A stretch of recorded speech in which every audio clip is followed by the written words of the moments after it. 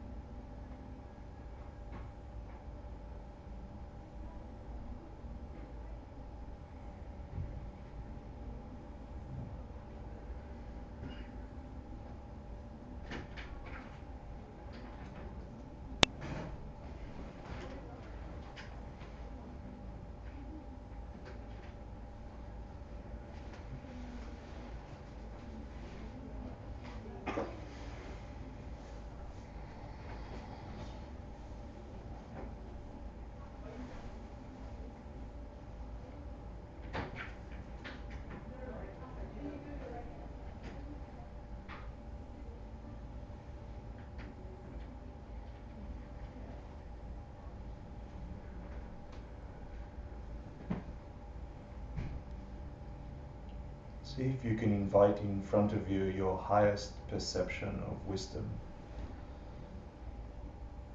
a teacher, an enlightened being, the highest being you can imagine could exist, with the most perfected mind, and see if you can personify them in front of you, facing you, sitting in meditation with you, just you and them.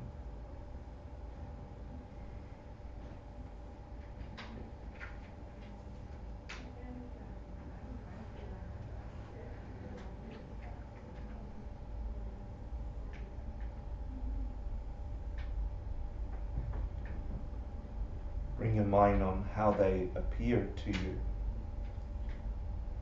physically and mentally. See if you can discern as much detail about them as you can.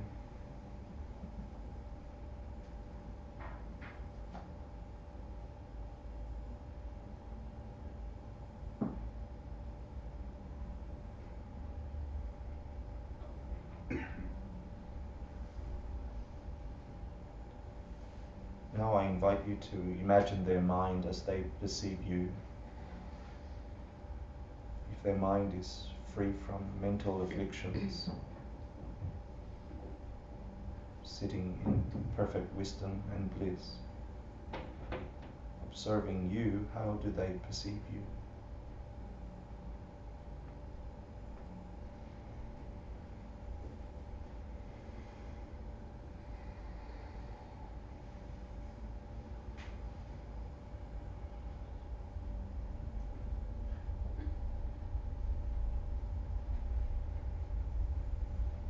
What would bodhicitta and conditional love look like looking upon you? Imagine that in their mind.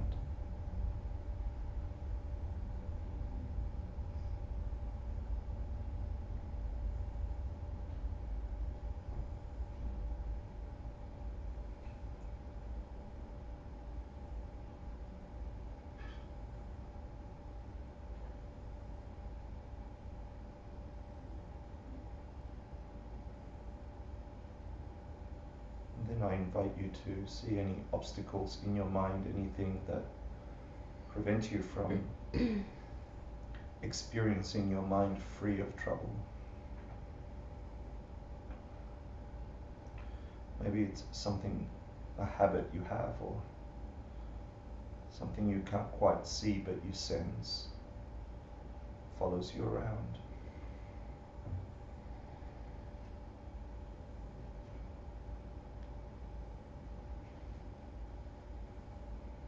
Whatever the obstacle you focus on, see if you can think of it as a thing that can change and ultimately can be removed.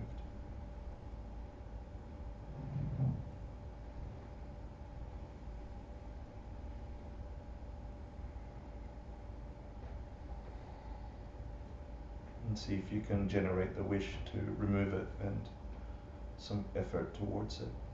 Make yourself a commitment you will try.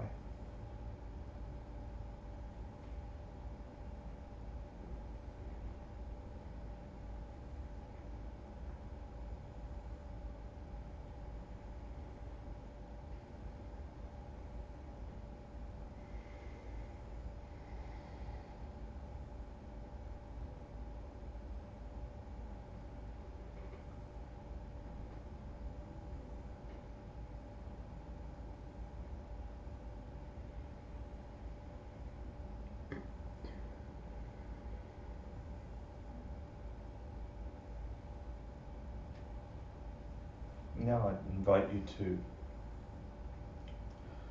consider the miracle that it is to have a mind like the one you have, capable of observing itself, capable of logic, at times capable of compassion and wisdom, to whatever degree it's available to you.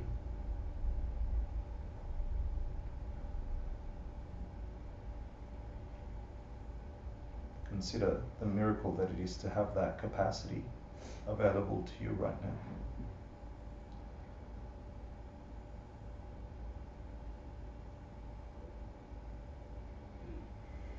And imagine it can grow.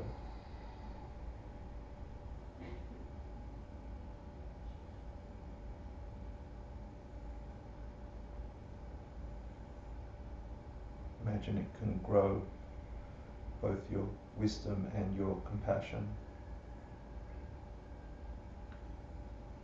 to a point where all you perceive is those two things.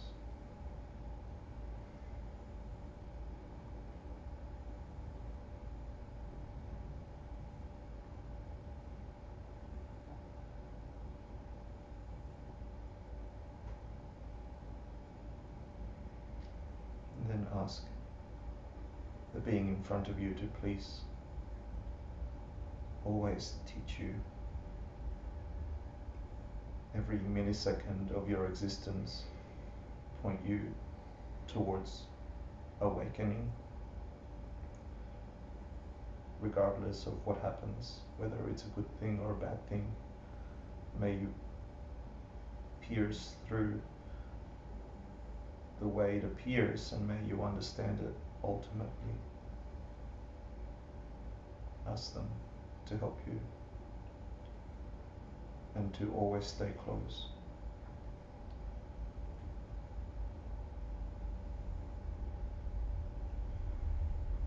And as you ask them that, imagine them beginning to rise up and turn to face the same direction you're facing, getting smaller, brighter, slightly translucent until they sit at the crown of your head, just before touching.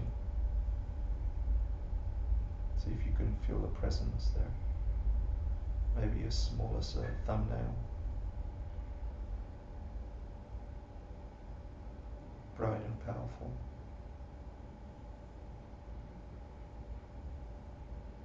Blessing you.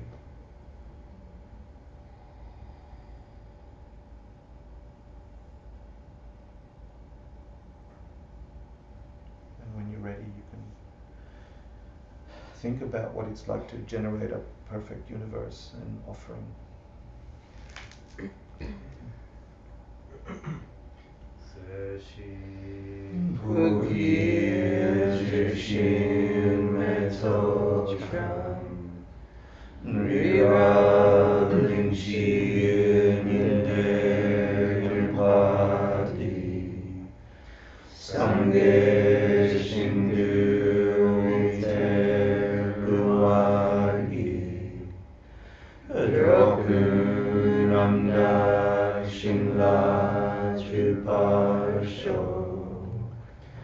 Idam Guru Ratna Mandala Kamnyayatayami Sanghe Shridam Zoki Shognanga Janshu Bardu Dakni Gyatsuchi Daki Jinyen Gipe Sanamki Drola Benchir Sangye Druparsho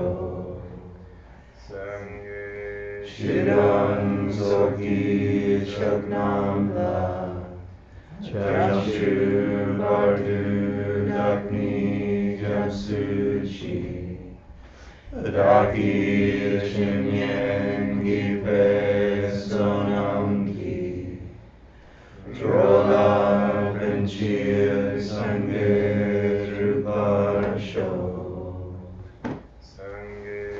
Shiram Soki Shognamla Jamshu Bardu Dakni Gyatsuchi Daki Shinyen Gipe Sonamki Drola Penchir Sangye Druparsho. Just quickly think what it means to you to take refuge.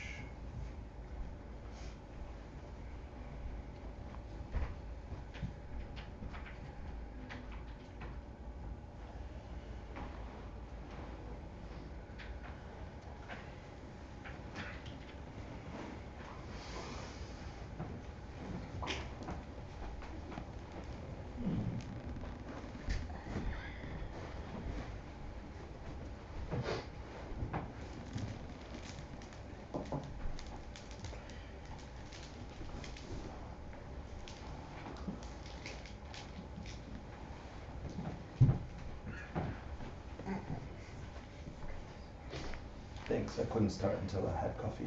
Thanks.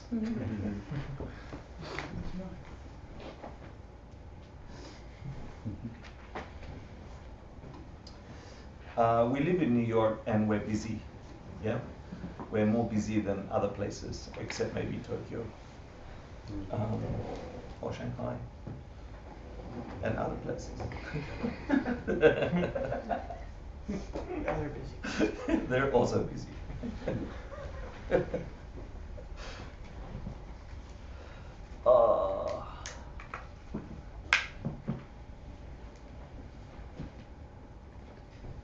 But you're not the first people on the planet.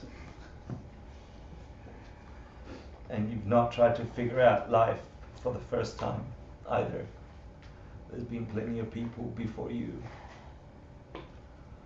with the same feelings, the same sensations. The stuff outside might change, but the same fervor for identity and purpose and meaning and whatever the reason you are here and whatever the reason you get into relationships, you get out of relationships, you get into jobs, you get out of jobs, you get into self-talk, you get out of self-talk, you go to therapy, you come out of therapy, you buy new clothes, you sell old clothes, you get a pet or 6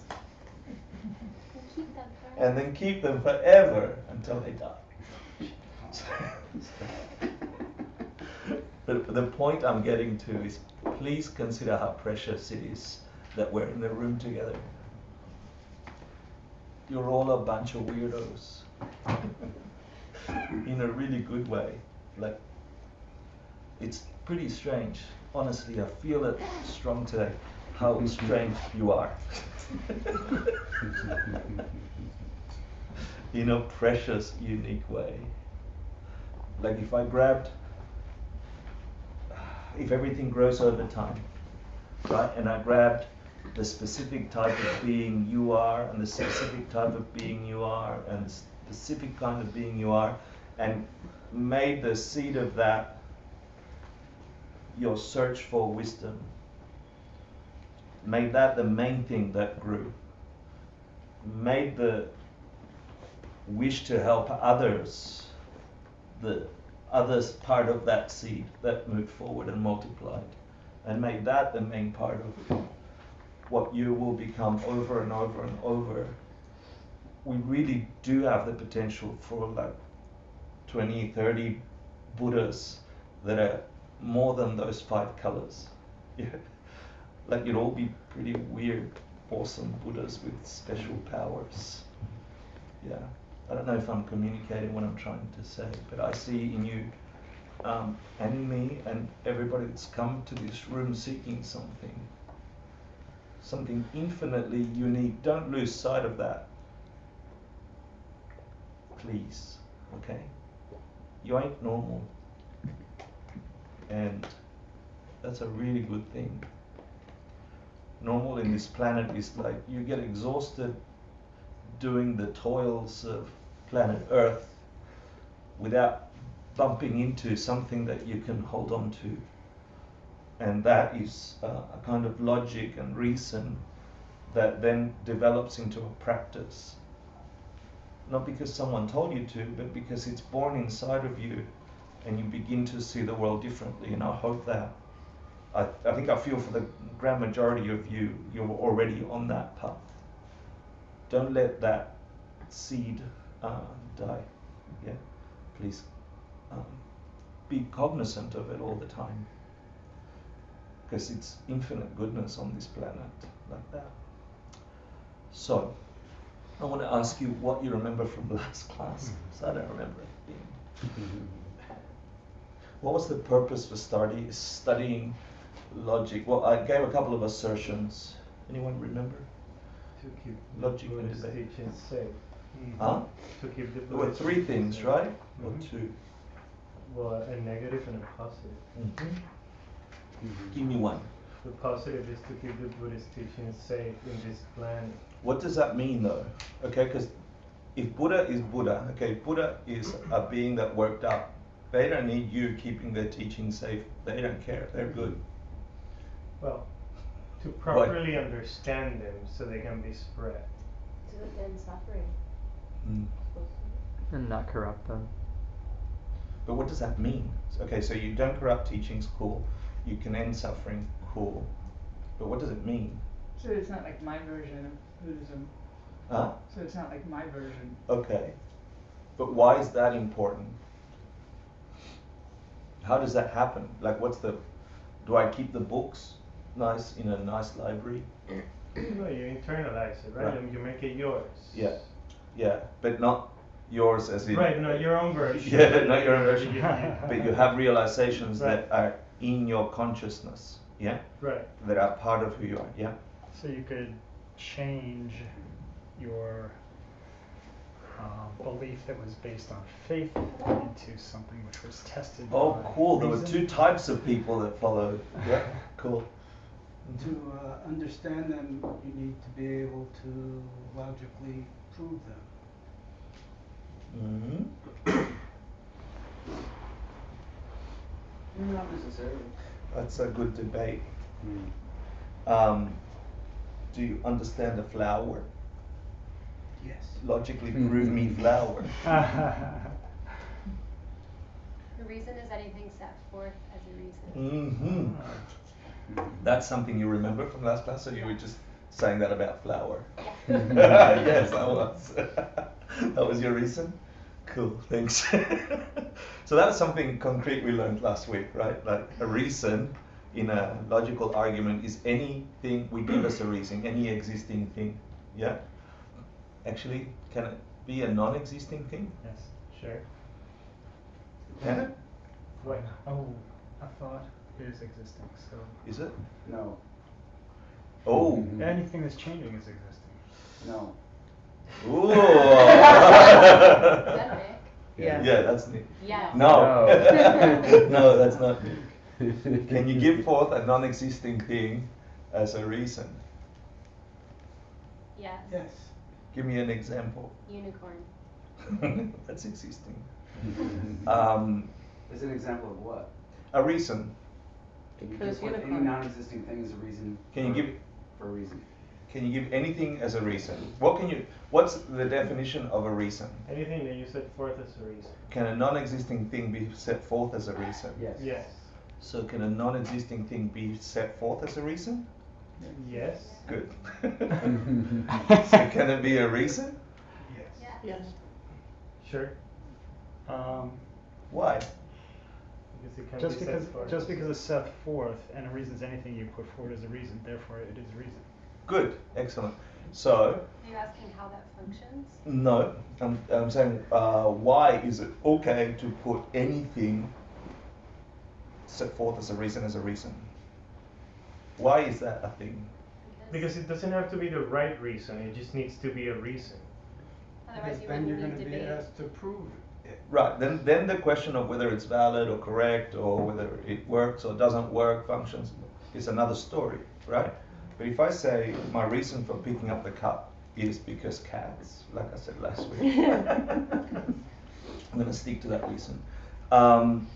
That's my reason, yeah, and that's fine. That's the beginning of a debate. We learned that, right? Do we like that or hate that? Hate it. Love. Hate it. We love cats. Why? Cats are cute.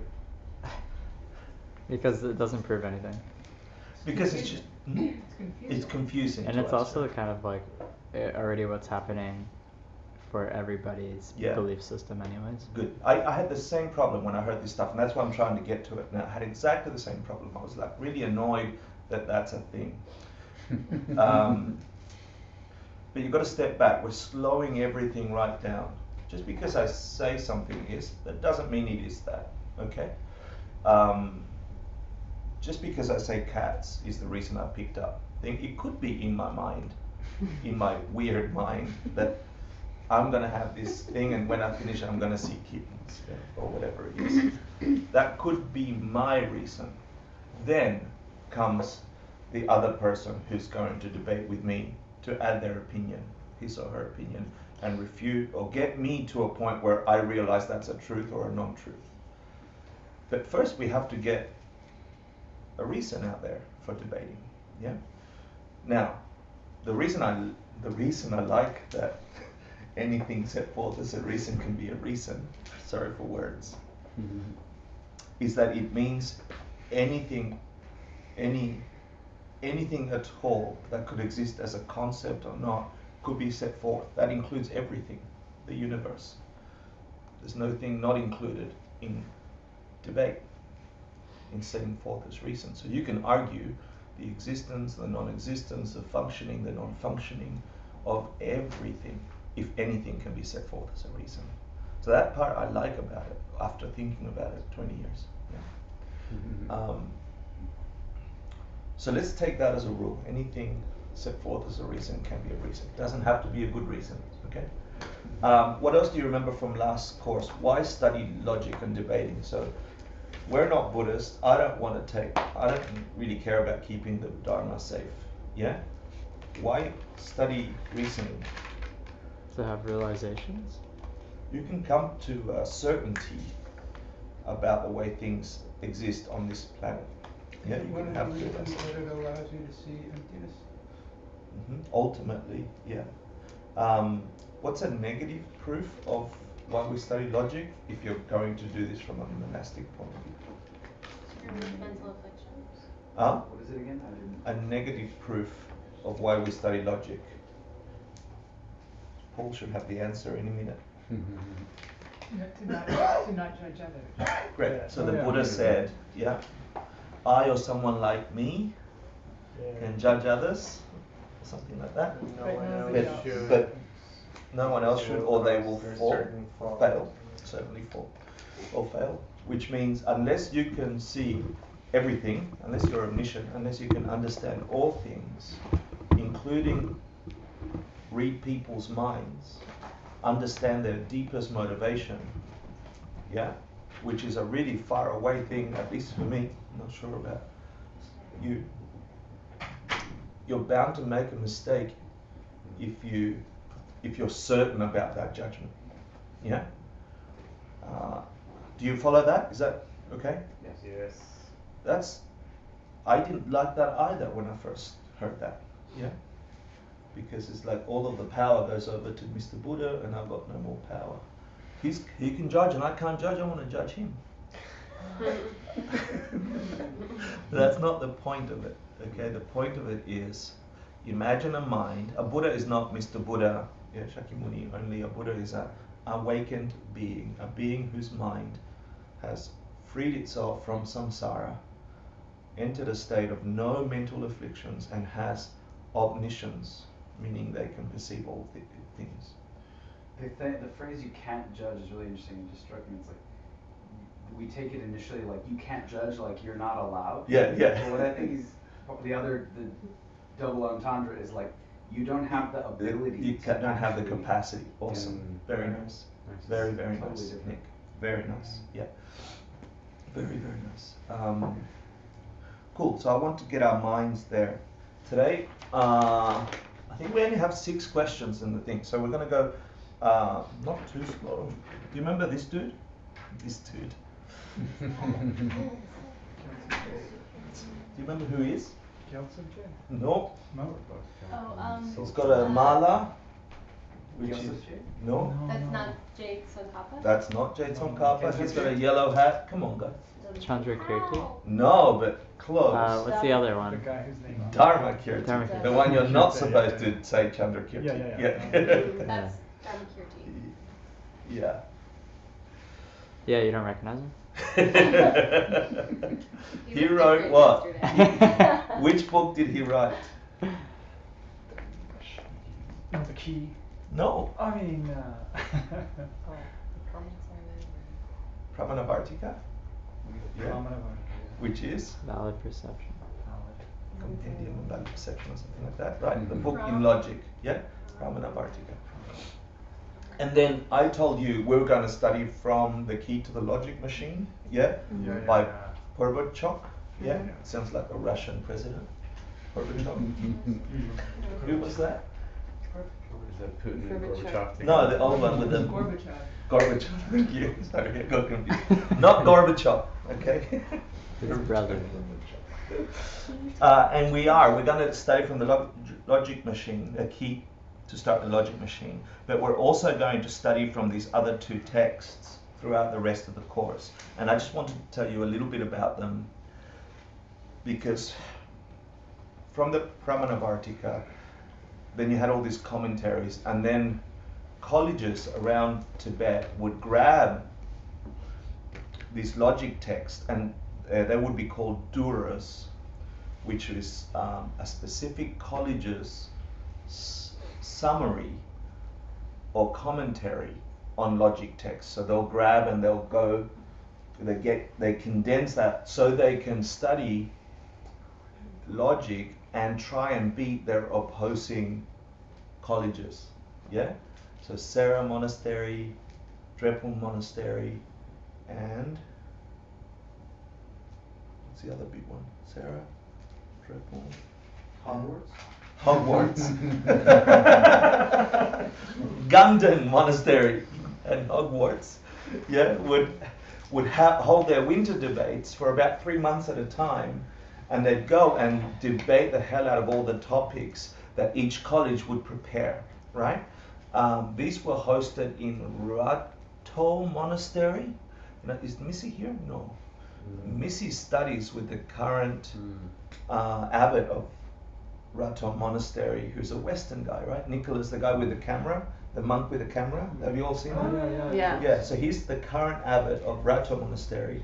When Rato Monastery was in Tibet, all these 3 monasteries and their Geshe students, like their doctorate students, would have their own duras, their own arguments for and against all the content that you would debate, and they'd sort of hold that pretty tightly, and then they'd go and debate at Rato Monastery to see who would win the, I don't know, it's like the NBA or whatever you Americans do with sport. What is it? The playoffs or whatever. Yeah. It's like that. What do you mean the Stanley Cup? Huh? The Stanley Cup. The Stanley Cup, that's it. Is there any other mega sporty? Super Bowl. The Super Bowl. No, but what's before that? World Series. World Series. Yeah, okay, that's No, you're talking about like playoffs. playoffs I'm talking Oh. about. Yeah, like before you get to the big game, Yeah. the 3 monasteries would go and study their duras, right? So we're going to study from these are all Geluk, right? and then we're going to go to the Se Dura, which means spiritual sun. Se means spiritual sun. And then the Rato Dura, which was the very first Dura ever written around 1500. Just so you know. Now, the Duras have, this is just information so you can see how vast and deep the content of studying logic really is, and we're only ever going to touch it. Okay, but if you're interested, there's plenty of books and some good teachers on logic. Most Dura texts, so we're going to study 3, but other monasteries have their own, right? Just to prepare their people for logic and debating. They have these 3 broad sections. They have like 15 topics or something that they go through. The details are in your reading, and you can summarize that they're going to 3 sections. This is to get your mind ready for the idea of Buddhist debate rather than a Western debate, right? We're not here to prove you wrong. Yeah, you could go into a debate if I didn't know this, I'd go into a debate to try and beat you. That's if I didn't know this. If I grew up in Western culture, South America, Australia, it doesn't matter, I'd try and win because that's what we're taught. Yeah? That would be really weird for a Tibetan to go into a monastic debate to try and win over you. It's like an assault to their senses, right? You could have that as a motivation if you're Western, I guess, but really you could try and enter a debate for 2 reasons. One would be, can I teach this young kid who I'm debating with something they don't yet know? Not to win, but so they wake up. Yeah? Another reason might be, where am I weakest at? Where is my logic weakest at? I'm going to debate that so you can show me up. Because what you show me up, I'm going to use on my meditation cushion. And that'll deepen and strengthen my knowing. Why? So I can serve you. Right? It's a complete, like for me, it feels alien.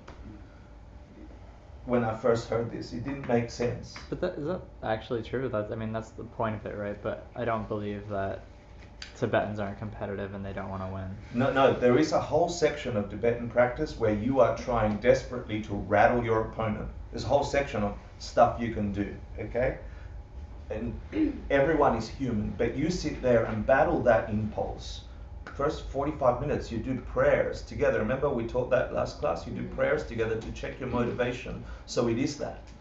So you're habituating yourself to that. So if you're a master debater, you're most likely to pick a subject you're weak at. Like when... It just makes me think of Gyaltsab Je. Is that what you're thinking about? Gyaltsab Je versus... Who said, the story of, who wanted to show him up. Yeah, of course. I'm not saying Tibetan monastics aren't human, right? I'm just saying the habituation you do before you enter a debate is motivated by what your practice is, which is seek wisdom for the sake of all living beings, right? And if that doesn't come naturally, you make that a habit through before entering into a debate. Yeah? Or you could go in and win. But what does that do for you? I won. Feeds your pride. Yeah, it just grows your pride, right? I won, you lost. If I habituate that, every time I do a debate, I habituate that, do it for 2 years, 3 years, 5 years, 10 years. Yeah? That might, the Buddha wouldn't have said like control your pride and your anger and all that if beings didn't have them. Mental objects, you know? Of course we have them. Maybe the story of Gyaltsab Je was he got so good at debating he lost track of that before he met his teacher. You know? Maybe that's the story for us, that metaphor. I don't know. Yeah.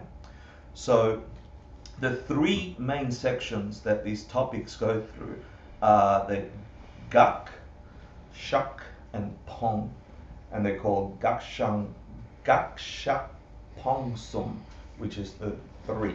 Yeah, and the first one is you'll see it in your readings, debate after debate. Someone comes with a slightly or very incorrect statement.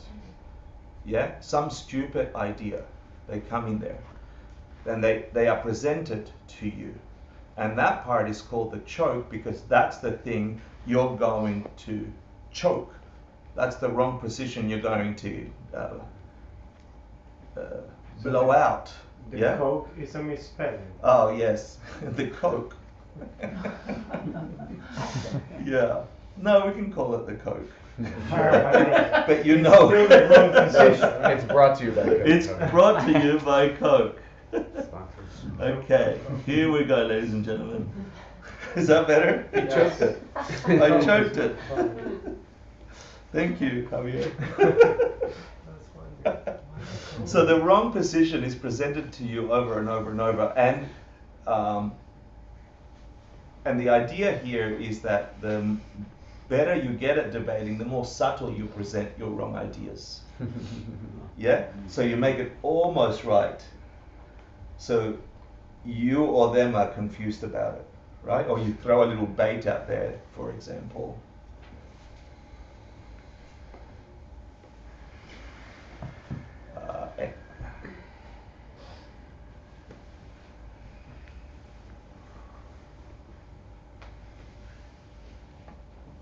Emptiness is a changing thing because it produces enlightenment. How's that? Very well. But it's almost right, right? Does it produce enlightenment? Can. Oh no. Emptiness does not produce enlightenment. What produces enlightenment? Nothing. Virtue. And compassion. And Together. correct view. How do you get virtue? Existing from its own side. Actually, that's not how. I disagree with you. That's not good. Wisdom. How do you get virtue from understanding emptiness? Excellent, right? Sure. But karmically, wouldn't it just be a previous instant of virtue? What That's do it. they call you when you perceive emptiness directly? What's your name? Alright. What's another way that they call you? Something enterer. Stream Stream enterer. What stream are you entering? The one to enlightenment, right? The one to nirvana, right? Right, So but why would they call it that if it didn't take you there? Well, the perception of emptiness is not emptiness. Wait, what? Very nice. Reception of emptiness is not It's empty. not emptiness. The No, it is direct- empty, but it is not emptiness. It's not emptiness. Yeah, Oh, okay. that's more subtle. Okay, good. We're not doing that right now. Okay, we're doing it next week. But that thinking is really good. Okay, you got to get finite. So someone presents all these slightly or grossly incorrect arguments. The Coke, yeah, that you have to drink. Then your own position puts forth the correct view, right? The correct position, the right argument. Like,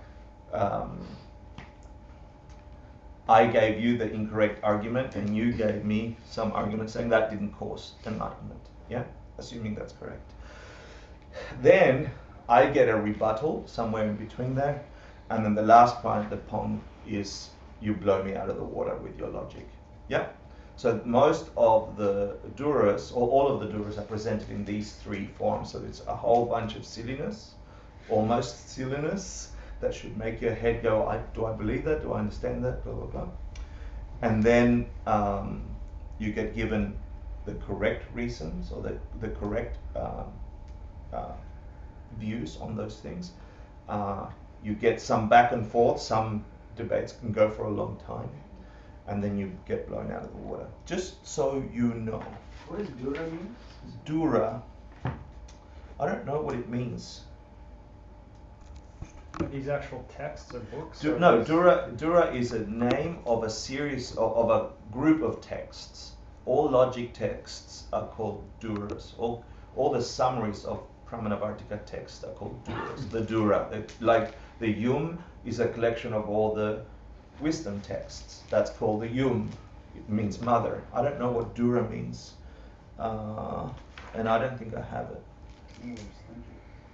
But you said that the various schools had their own. Everyone has their own But there are duras. some duras which are universal, not just specific to a single school, obviously. Like most people would know the Rato dura because that was the first dura, and so all the schools will have them.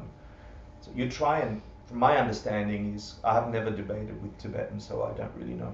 But my understanding is you try and see if you can get the texts from the other schools so you can learn their tricks and then you can debate on them. It's like a rumble. It's like a rumble? I don't know what that means. Dang.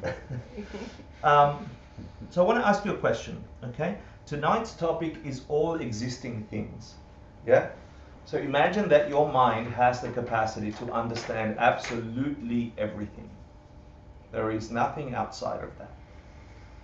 Do you think you could do that? Yes. Cool, me too. Why would we spend some time defining and going through all existing things before we start going into logic or debating? I know what you're talking about. Yeah, Like what's getting. because you're going to be talking about all things, Yeah. right? So if we get some idea of how that can be grouped or that can be perceived, then you can do shortcuts around different sections of all existing things. Does that make sense? Yeah? And if you can get some in-depth understanding of each part of, some part of all existing things or another part of all existing things, and then think about it logically, break it down and come to some conclusions, meditate on them and have them solid in your heart, then you've got them instantly available to you when you are debating. Yeah?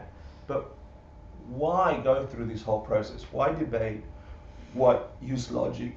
Why study all existing things?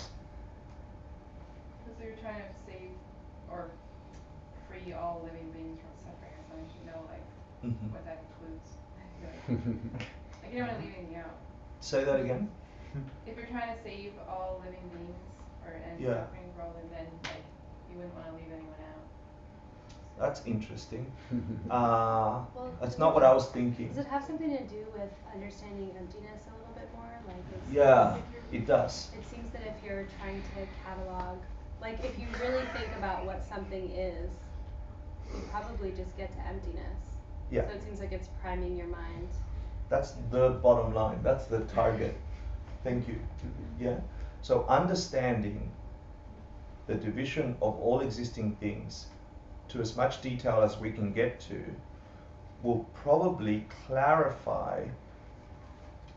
Geshe Michael said in the 90s, about 90% of the misconceptions around what emptiness means. Cool. Yeah?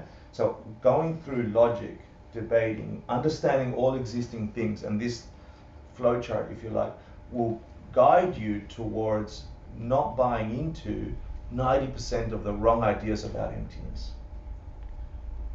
So if you get this idea solid in your mind, you're less likely to think that emptiness is a thing, emptiness is Nothing. nothing at all, complete blankness. Yeah? So is it the thing that the object is empty of? We're going to get to that through logic and debating. You learned it in a positive way, if you like, right throughout this course. Emptiness is A negation. a negation. Emptiness is, so we're saying emptiness is, right? Emptiness is a negation. Emptiness is the lack of something. Yeah? So we've got this, through our language, we've got this idea that it is something. Yeah? It ain't something. It's actually, it never was something and it could never be something. It's a lack of something that didn't exist in the first place. In the way that we thought it did. No, it's a lack of anything, of something that doesn't exist anyway. Is that called a Wait, say- non-affirming wait, so- negation? A Non-affirming negation, I don't know. Lack It's of called. something. that That doesn't exist.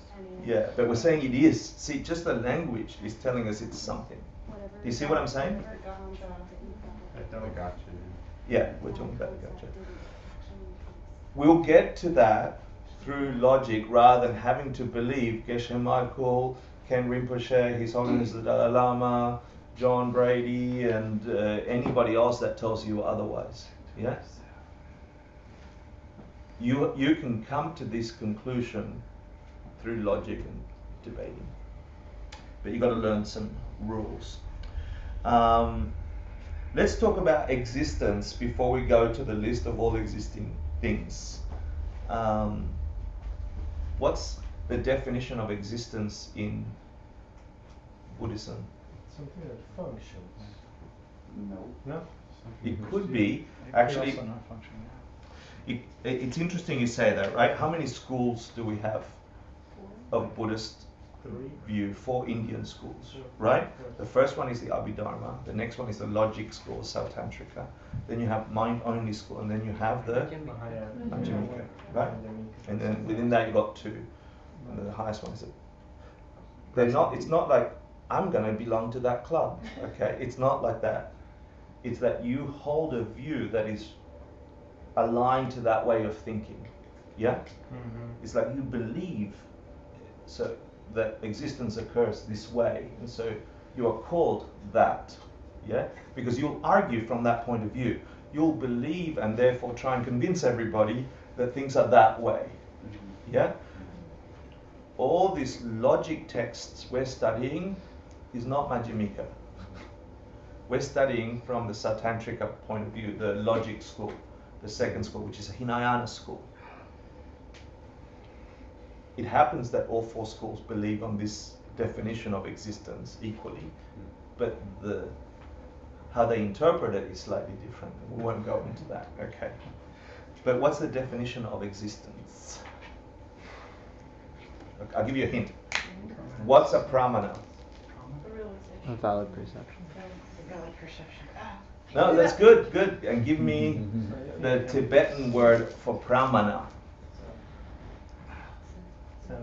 Sema. Yeah, cool. Which is a valid perception. Yeah? What's the definition of existence? That which Something can be that is perceived. yeah. Something that perceives. Valid. By a valid perception. Okay? Give me a definition of a valid perception. Anything which is perceived without an altered state of mind. Right, so you're not crazy, you're not on LSD, etc. Okay? How can you prove someone's crazy or not? We can. Would someone with afflictions be considered not? A high degree of affliction is another thing But that don't says. all normal, ordinary beings have afflictions? Yeah, but not a high degree. So when you're so enraged by anger, you can't see truly. Yeah, you can't see your reality as a human. Yeah, because you're blinded by. But something as minor as self-cherishing or self-grasping, That not 99% of the time we're having, according from this point of view, for the logic and debating, we're having valid, not necessarily correct, valid perceptions as humans. ordinary. Yeah, ordinary beings, 99% of the time. If you have a strong mental affliction like anger or jealousy that blinds you to normal human perception, yeah, let's say valid perception, then that excludes you. If you're on LSD and you can tell that things are not what they used to be, and people, I can't perceive whether or not you're on LSD at the back there, okay? But you can, yeah? So you might have a perception that I'm purple, and it won't be proven to you until after you come off your trip that was an invalid Isn't perception. it valid at that moment? Though? That's a good debate. That's a good debate. That valid perception is perception that's able to perform its function according to convention. And that's why Which makes sense with a crazy person. Yeah, that's why I said we're in the Sautantrika school, and that's true of the Sautantrika school. So keyword convention. Well, conventional view, right? Right, So that's what I like meant. we share a human convention. So it functions within a convention. Within a convention. And the reason I said that, we'll get to it later, because once we get to defining emptiness, yeah, it changes for them. Prasangika school versus the Sautrantika school. Yeah? So shouldn't we say function instead of exist because they are different according to different schools? No. Anything which can be perceived by a valid perception, that might be your, when you remember you see a number next to it, that, yeah, I encourage you to please catch those because those are important for your quizzes and so on. So existence is anything that which can be perceived by a valid perception, and you have to, we go with the convention explanation. A dog can have a valid perception of food with other dogs. Is that fair? Mm-hmm. Yeah? Okay. A human can have a valid perception that a pen is a pen and the dog is trying to make it into food. Mm-hmm. Fair? Mm-hmm. Yeah? What's the dog's valid perception of that object? Food. Toy, chew toy, food, whatever you want to call it. What's the human's valid perception of that? Not food. Yeah, okay. No. Give an example of an invalid perception of food. Eating a brick. Thank you. Sorry. Yeah, good. And then That's good. after. Eating a brick. Did you all hear that? Eat a brick. Go Let eat me. a brick. Huh? I'm not gonna do Go that. eat a brick. Go eat a brick. Let me give you some synonyms of existence or existing thing. Let's have a look. Of an existing thing, since we're going to go through. Yeah? These are all Tibetan words. What? What did he say? I was just reading. Oh, Yupa, is that what you said? Yeah. She said Yupa. I said Yupa. Shea. Sheja, Chu. Okay, existence, existing thing, anything that exists. You're cool with that? Yeah? Knowable thing, anything that can be known. These are self-referencing definitions. Yeah. Mm-hmm. I feel like most of the stuff in Tibetan logic is self-referencing. Like it's. But how can that be useful to us if It's just different than Western logic. Well, we kind of have to learn. You have to learn this way of looking at the universe, okay? Because then we haven't even, these are the tools we're going to use to go into using these tools to come to conclusions. But can you say that a being, like, let's take it really practically. Are you experiencing this room? Yes. Yeah? Does this room exist then? No. It doesn't exist. The room that I just said we're talking about, it doesn't exist. As an idea, it appears to exist. It functions as a room. Yeah. So is this a room for our convention? Yes. It appears to. Why aren't we calling it a dog then if it's not a room? we could if we redefined it. Right, but we By didn't. convention. Right. But So since for we us, already it have a exists as a room. convention. It's Yeah. just simple. It's that simple. Yeah. Are you happy with that? But why do we, though, my question is, what is the Tibetan for exist? Because do they refer to exist differently in like Madhyamika than they do in Sri Tantrika? No, And this the is word- true for all four schools. This is true for all four schools. Yeah, the definition of existence, anything which is perceived by a valid perception, is true for all four schools. Yeah, and these synonyms is true for all four schools. When you get to the nitty-gritty and start debating, you're going to have some trouble. But it's not that difficult. You've been studying Buddhism. I'm asking you, forget that for a second, and are you in a room? I just got hammered home like truly exist, truly exist, truly exist. I know, but I didn't say does this room truly exist. I said does this room exist? Oh. Are we in a room? Yes. Yeah? So, the room that we're in, does it exist? Yeah, It appears Huh? to. it exists. It exists. Why? Because we're talking about a room, right? You're jumping way ahead because you're like, truly exists. Right. That's not what I'm talking about. Right. Unlearn that, yeah, for a second. Put yourself in a fresh, unerring state of mind, right? That would be fresh. Like you just walked in here, does this room exist? Yeah. Yeah. Is there a person there? Conventionally speaking, like, I'm not asking you for Yeah. brain surgery, yeah? It appears to. Yeah, does your perception, it appears to be, The logic of that Because statement is like saying, "Am I Hector?" And we're like, No. Am I- Not am I going, Hector not Marcel? going, Yeah. you're not going there yet. You're not going there yet. Do you have a perception that there's a person there? Yes. Does that person exist then? Like that, just like that. Does it exist as a person? Yes. Yeah. So you're saying if there's a perception, is it a valid perception or not an LSD? And there's something, an object there which we have. Is anybody some here basis on for. LSD? Stop it, stop it, stop. So that makes it a valid perception. Except for 3 people. Yeah? We have. You can all go in the corner. Which So don't go ahead of yourself. I'm trying to just give you a quick definition. Is it okay to say, I have an arm? Yes. Do you Yes. see an arm? Does anybody really not see an arm? Because you're probably on LSD. Okay, that's all we're saying. Does that exist then? yes. Yeah, that's it. Simple. Right? It's that simple. You're getting ahead of yourself because you know the big answer. Yeah? We're trying to get your mind now, not just saying that because you're a parrot. We're trying to get your brain to figure out and your mind to figure out why that is so. The stuff we learned like parrots. Yeah? Remember, there were 2 kinds of students, one that followed by faith Right. and one that gets there through logic. Which one is the winner? Either or both.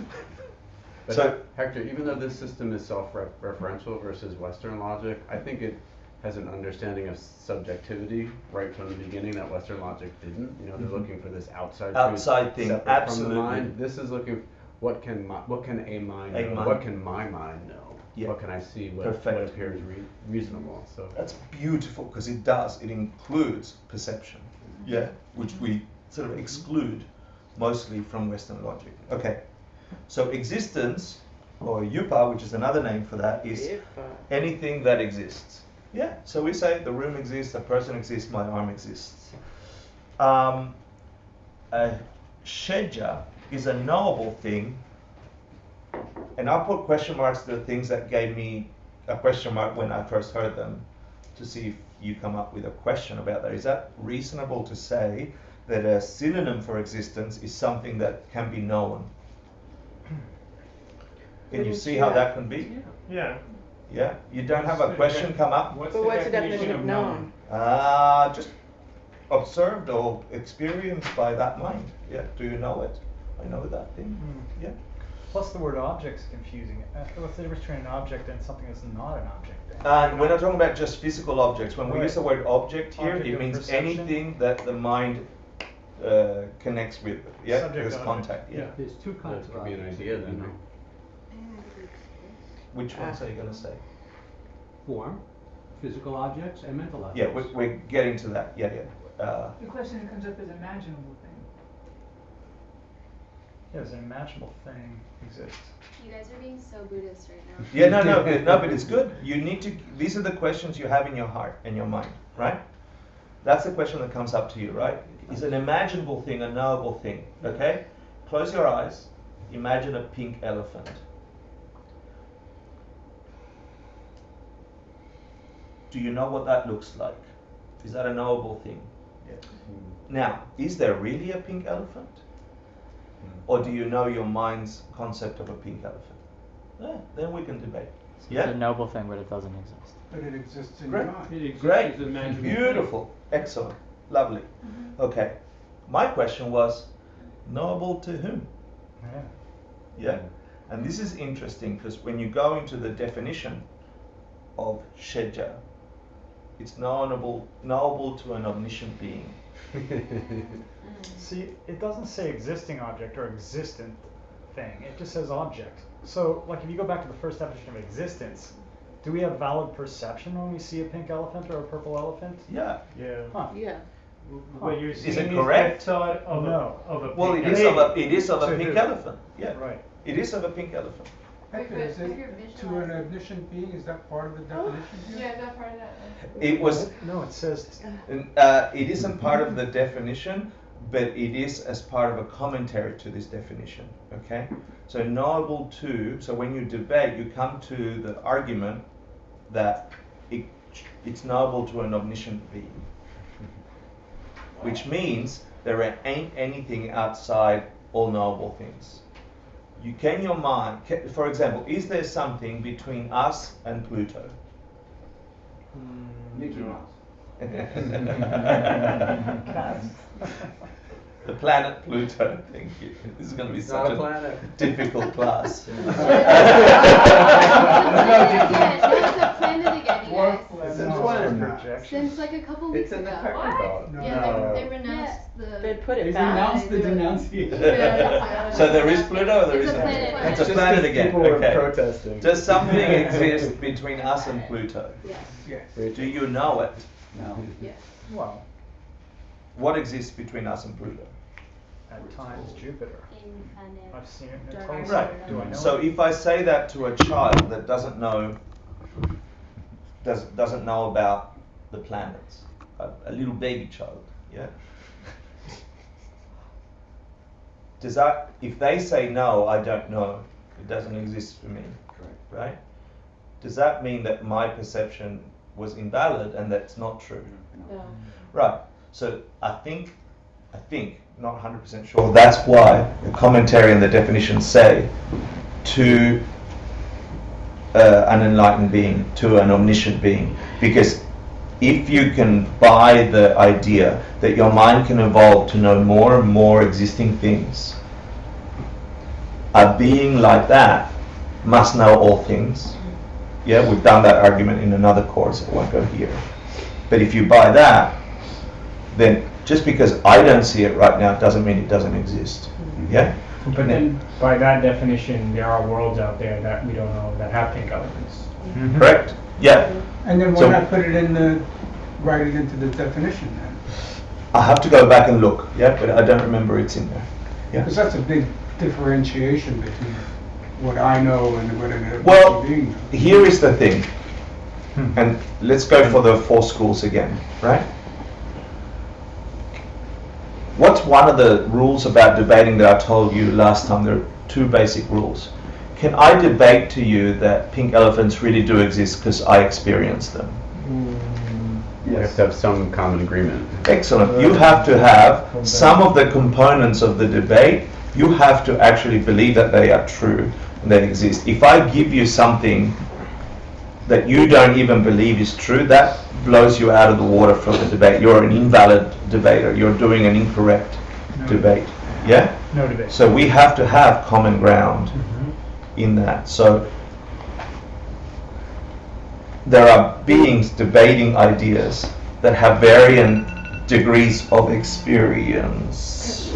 That means we have 15 minutes till we watch a debate. Cool. Dharma, so I'm going to move on from that, okay? Just have it, hook it in your head, yeah? Is there something that you yet don't know that is a knowable thing? Yeah. How about that? Yes. Yeah, I'll put it that way. Sure. Could there be something that you yet don't know that is a knowable thing? Yeah. So then expand that to an enlightened being. Happy with that? Is that a better answer? Okay. Chu is another synonym for existence. Dharma is one of the many words for Dharma. Is that Chu is the Tibetan word? It's an existing thing. Dharma is an existing thing, and that's why the ultimate Dharma is what? What's the ultimate Dharma? Emptiness, right? Like the Dharma is like the realization of emptiness, the truth of emptiness is the Dharma. The Buddhist words became about that. His writing, his So emptiness sutra. exists. Yes, it exists, yeah, but not as a positive. Let's go. Let me get there in a sec. The fact of emptiness exists. How's that? Like the concept. It's more than a concept. It's a truth. It's an ultimate truth. It's a thing, but it's not a positive thing. So it's Let, all let me get there. Let me get there. It's not, all right, it's not a positive thing. It's not a positive. Yeah, okay, okay. Yeah. It's a negation. Sneaky little devil, aren't you? So the word dharma, which is just existing thing, object, like that's a dharma and that's a dharma and this is a dharma, my thoughts are dharma and this. So the ultimate dharma became the thing that everything has, is possessed. You know, the emptiness of all things. The highest truth of existence is a dharma. Yeah. Shidrup is anything established as existing, meaning you've debated and argued it, and Yul is an object, anything. So these are all synonyms for existing thing. You're happy with those? They should get your mind going like your mind went. Your mind is going, what does that mean? And here is my boundaries, etc. Right? These are good subjects for you to go with somebody and debate. Yeah? If you choose to. Let me then quickly go through. Oh, jeez. Okay, this is, imagine the pink part. Let's go there. Did I do it? Yeah. Imagine nothing outside all knowable things. Yeah? Does not just mean physical things. Include in there everything. The pink elephant. The jumping ahead. The way things change. Time. Imagine all things. Imagine there's nothing not there. Okay?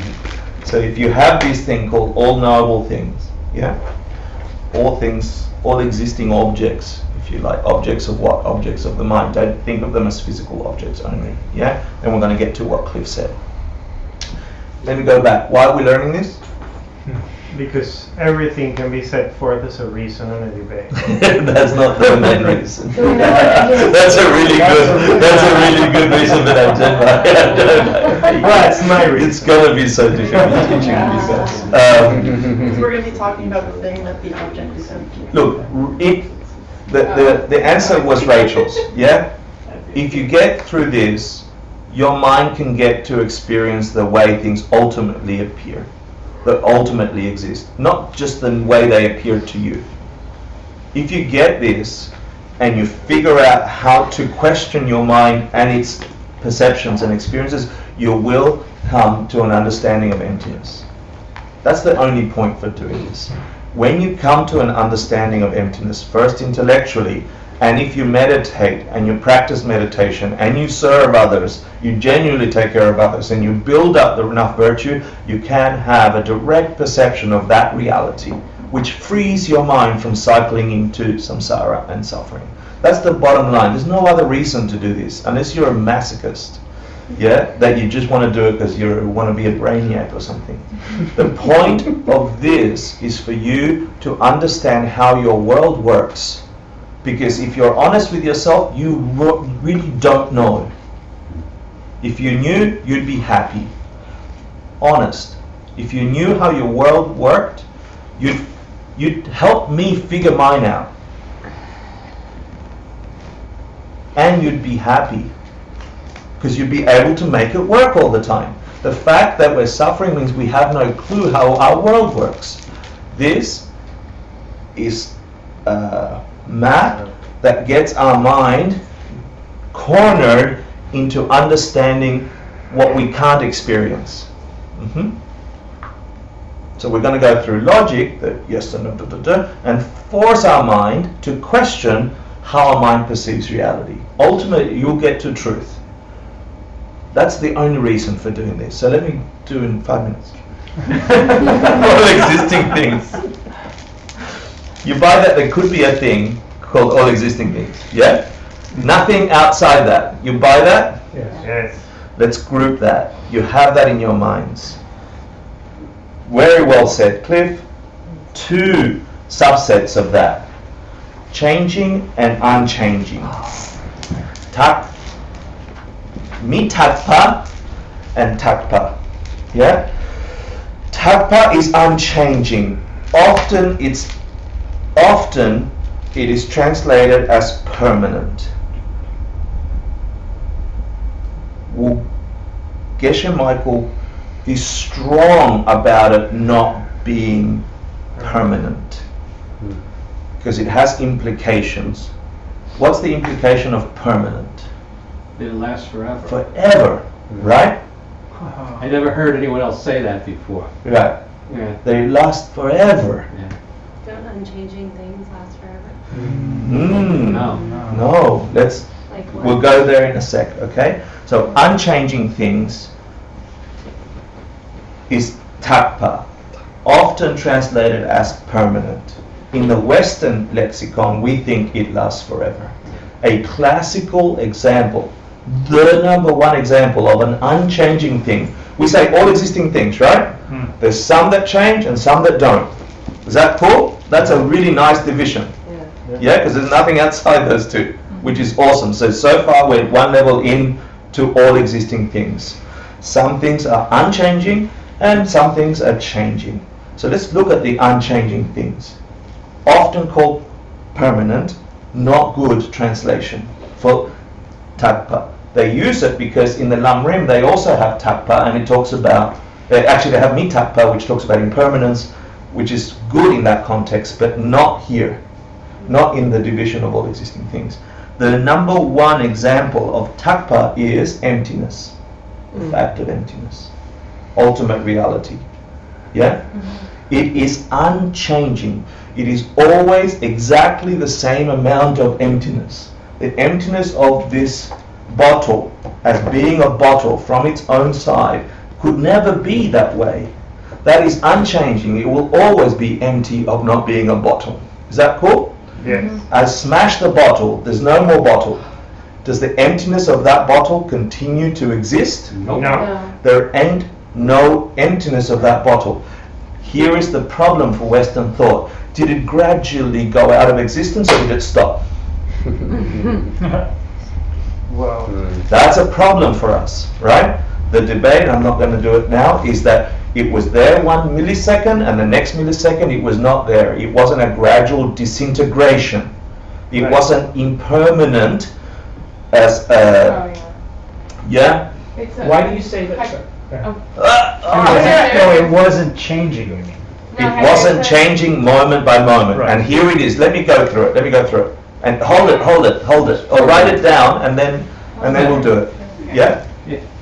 So another example of an unchanging thing. Give me one. Oh, it is. Yes. Space. There's two more. Space, right? Yeah, unmanifest space. Unmanifest space. Good. Don't go there just yet, but know that these are two. There's one more. I don't know. Karma. Really? I thought The they- No. No. Is karma unchanging? No. Yeah. I don't know what it is. Wait, there is not. There's only two. Unchanging? Unchanging Unbounded things. space and How about a permanent cessation? Okay, let's. Would you not always get a positive But that's like, reaction from a positive action? A cessation is a negative thing. I won't go into it. I really want to get done by 9 o'clock. We'll review this. I want you to think about it. no, because it went from something to nothing. So did emptiness. No, emptiness didn't.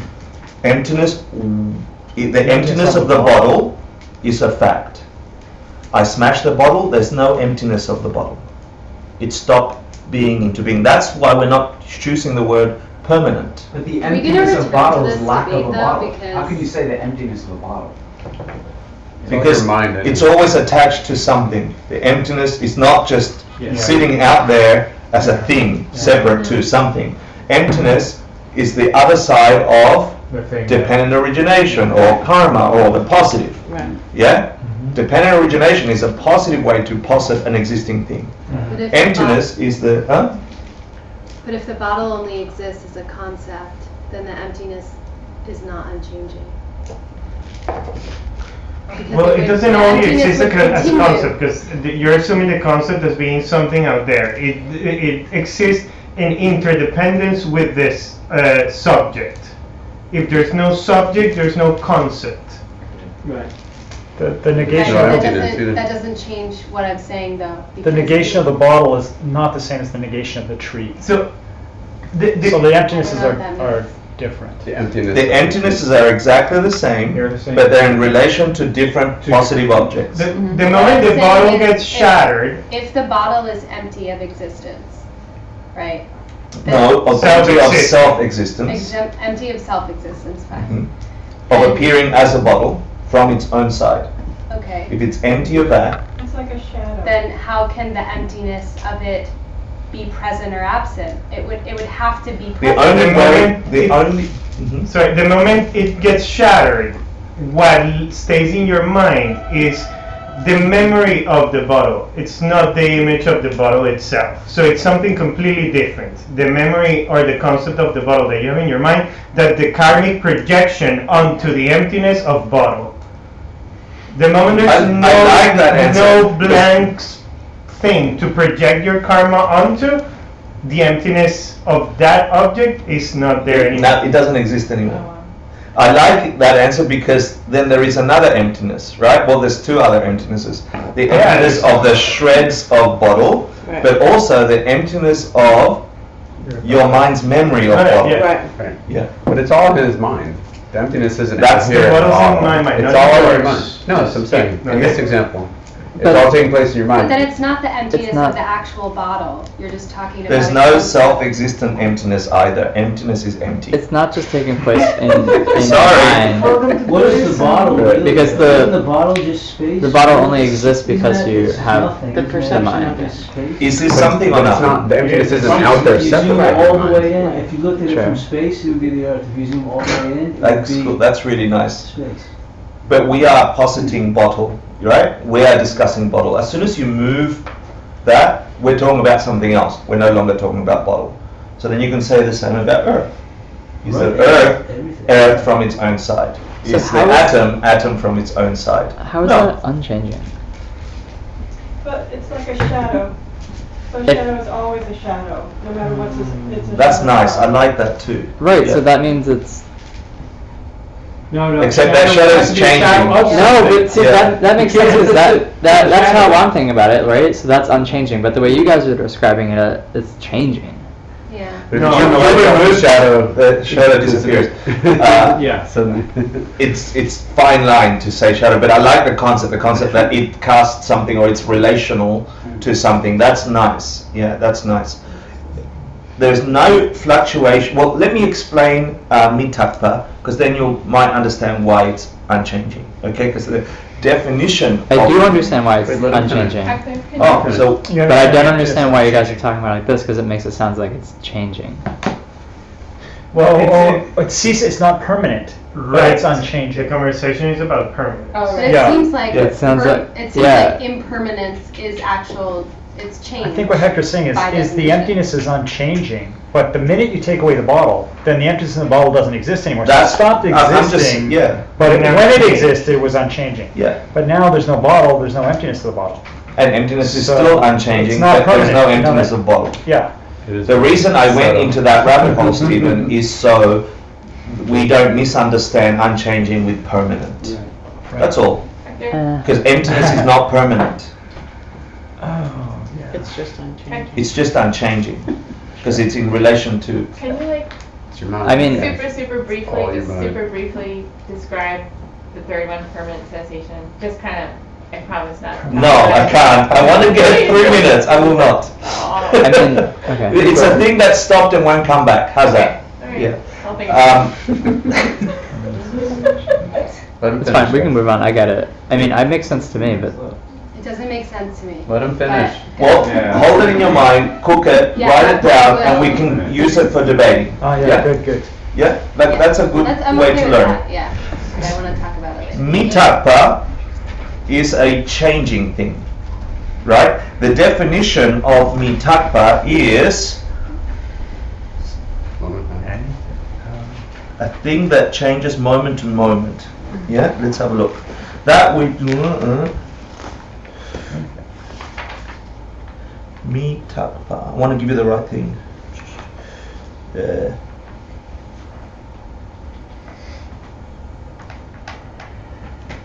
Let's give it right. Changing, sorry. That which lasts only for a moment. That which lasts only for a moment.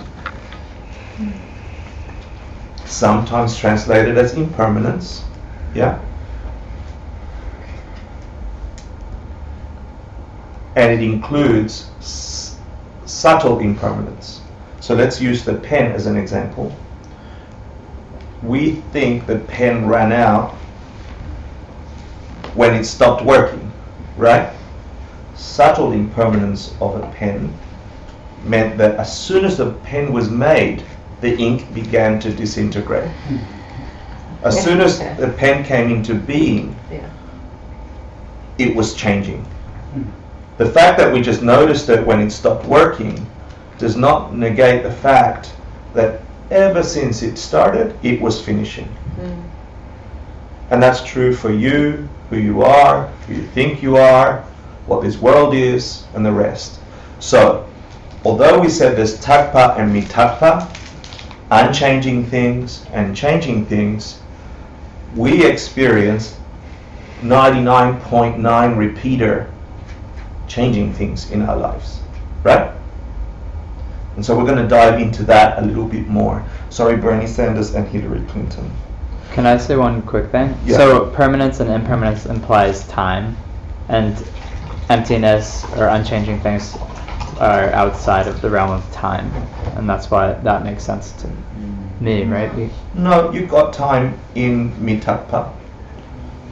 Because the example of emptiness just included time.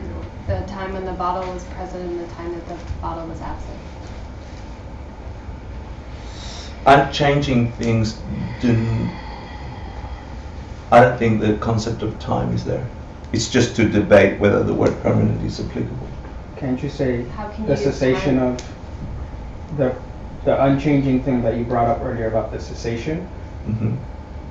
If at some point all beings are going to achieve enlightenment, then that Then cessation. at that point, it's there, unchanging. But the fact that all things, but the example you just gave about the pen, Yeah. eventually everything, that suffering will. I don't mind that about mitathpa. I don't mind using that time in changing things. We experience time as changing. Yeah. Yes or no? Like today, tomorrow, Yeah. like Yeah. now, and yesterday and now. Yes. Is that fair? Yeah.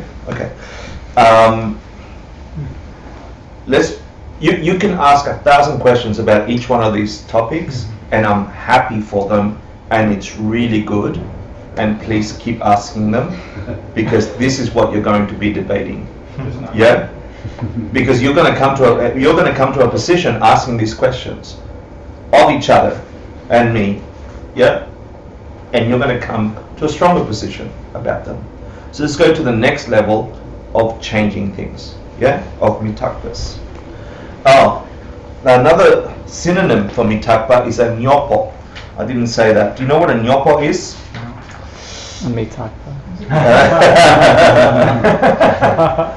Hi.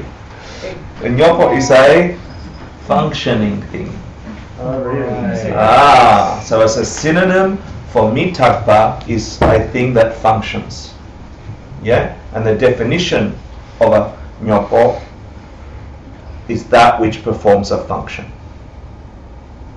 A functioning thing is the same as saying a changing thing. The definition of a changing thing is that which performs a function. Does What? emptiness not function? That's a really good debate, and we're going to do that. No, Is something lost in the English translation there? Because like there could be things which we think are changing or not changing, which might, to us, provide no function for us, right? it doesn't matter. Like, does the food perform a function for a dog? Yeah. You know, of course it does. It makes them poop. I Yeah. thought changing was functioning. Yeah, it is. They're It is. synonyms. A changing thing is the same as saying a functioning thing. Yeah. That's really important, because the converse of that is, if a thing is changing, if a thing is functioning, it's bound to run out.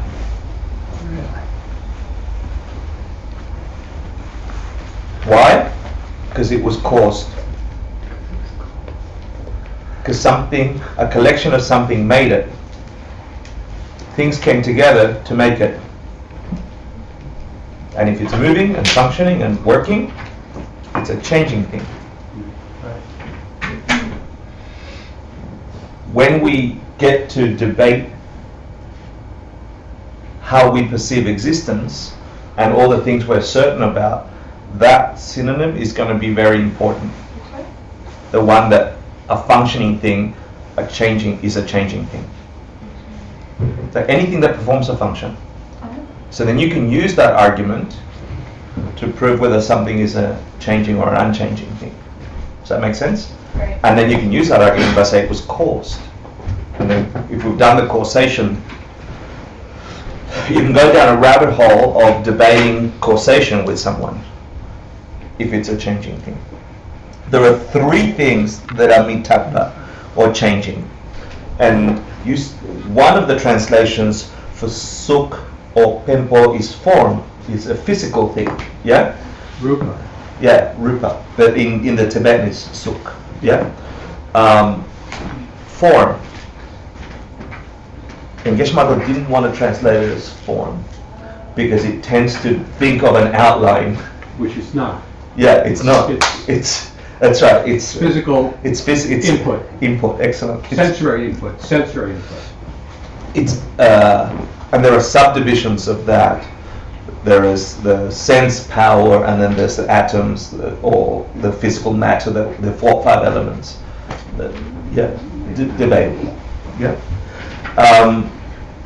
Then there is mental, or shepa, or rikpa, right?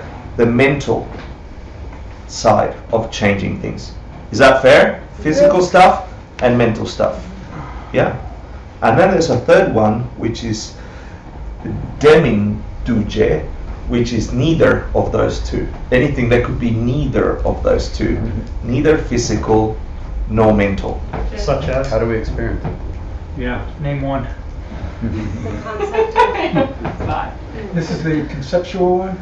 Great. Concepts So like Hector. a person. Yeah? Right, yeah. That's a mental object. No, you could say, because then comes the debate, what is mental, right? Is Yeah. mental the main mind, the 50-something factors? 50-something. What about the content of the mind? I'll give you an idea. That's the mental object. Mental objects. Let's go concept, okay? My feeling is also that it's mental, but in this division, it's saying it's something that's neither that nor that it's also changing, yeah? So it's an existing thing that is neither mental nor physical. So let's take the idea of Hector, okay? Is Hector my body? Because if this body was Hector, I could chop it up, put it over there, and people go, look, there is Hector, right? Is Hector my mind? The ideas, the thoughts, the feelings that I have, that this mind has, Not to me. is that what's called Hector? Can you say it's not just, like it's not just your body, it's not just your mind? it's You not could just- you could say that, but it's actually something that's neither just the physical good or the mental, right? So this Hector is this identity that I hold as me, and I think that's why it's important. This identity and concept I have about who I am. And that others hold about you. Well, we all develop it. You have a Hector Yeah. perception. But that concept of a person is Namarupa, sits in the mind, which is the 5 aggregates, which is what a person is imputed upon. That's what it is. Yeah. It's a physical and a mental concept. I don't know. I mean, I'm curious about it. But Yeah. I suggest going to the reading because I'm not going to explain it or can explain it like that. Yeah. I have to go read it and debate it. Yeah. Yeah. Would it be like the Hector that dies, that concept of that thing that continues? Yes. That's how that's how I think about it. I think Hector right now is this identity, right? We all Okay. have this, I am me, this person, yeah? The mind that continues, the energy, the consciousness that is conditioned to have certain qualities that will be something else. That ain't Hector. I think it's just saying it's what we don't know, what we don't experience. It's getting back to the omniscient being. This is It's something out there that we don't know about. Objects, though. We're Yeah, within, but we're within that, and that's correct what he said. all Yeah, knowable yeah. for Buddha. All knowable for Buddha. Yeah, Yeah. that's what it has to be, because otherwise there's nothing that you could know. So it's something that's changing that we don't know. That's all. So when I die, which is one of the examples we give here for this thing here, when I die, the body dies, the mental dies or doesn't die. Yes. The mental continuum continues, right? Mind continues. Yeah. What about the identity that I held so strongly as me? This concept of who I am. No. No. Right. So that's a third way of looking at that. That's the best I can give you. Right. That's Yeah. that's what I said. Yeah, that's what I said. Oh. Exactly. I agree with you. Oh. Yeah. You So said no. Huh? You said no. Oh, I thought I said yes. I said yes. That's right. That's good. All right. Either way, I'm happy. Yeah. Neither way.